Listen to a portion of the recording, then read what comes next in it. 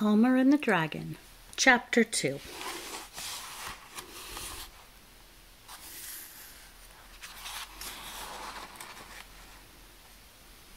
Storm. They flew all morning, high above the endless blue and white waves. Elmer sat feeling the wind on his face, listening to the whir of the dragon's wings and watching the compass to make sure they were going in the right direction. "I see a rock down there," said the dragon in the late afternoon. "Let's rest a bit." "Good idea," said Elmer. The dragon circled down to the rock, landing on all 4 feet. Elmer unpacked 11 tangerines, and as he and the dragon ate, they watched the sky turn from blue to gray and then to dark gray. "Looks like a storm," said Elmer. "Yes," said the dragon. "Do you think we'd better wait here or go on?" "If the wind's bad, the waves will wash right over this rock," said Elmer. "But if we keep going, maybe we can fly away from the storm." "Let's hurry on," said the dragon, and up they flew while the waves grew whiter and wilder. "I felt a drop of rain," said Elmer, looking up at the blackening sky. Suddenly a ferocious wind rushed up from behind, pushing them forward faster and faster. Thunder crackled all around them, and cold, hard rain beat down upon them. "I wish I had my raincoat," yelled Elmer. "I wish it weren't raining," panted the dragon. "My wings are getting heavy, and I can't fly very well. Besides, I hate thunder."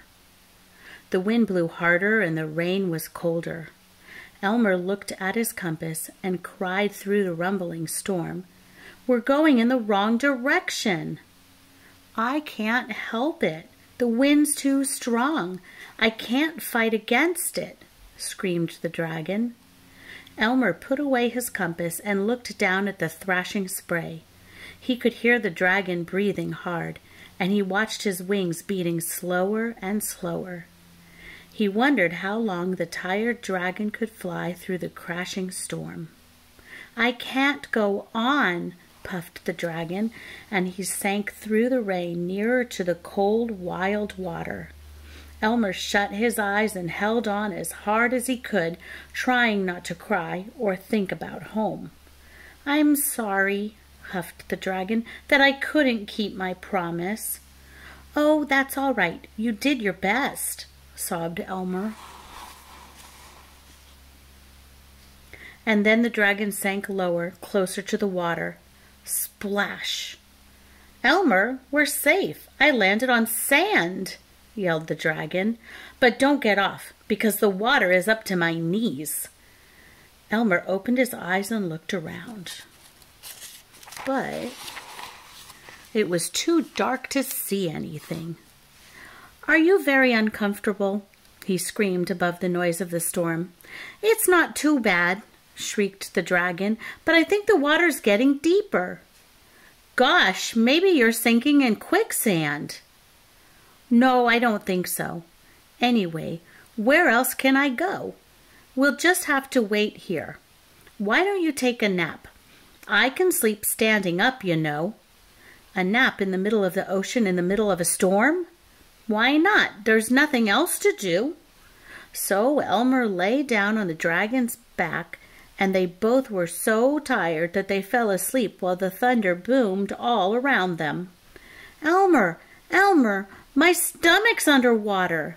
cried the dragon, suddenly waking up an hour later. Elmer looked around. The storm was nearly over, but all he could see was drizzly rain and the water lapping against the dragon's stomach.